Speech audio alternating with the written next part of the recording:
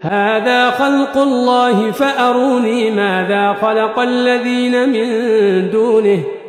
بل الظالمون في ضلال مبين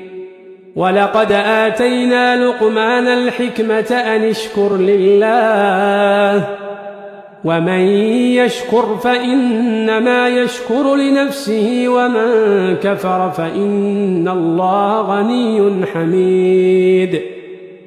وإذ قال لقمان لابنه وهو يعظه يا بني لا تشرك بالله إن الشرك لظلم عظيم ووصينا الإنسان بوالديه حملته أمه وهنا على وهن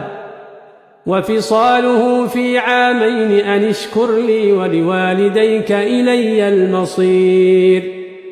وإن جاهداك على أن تشرك بي ما ليس لك به علم فلا تطعهما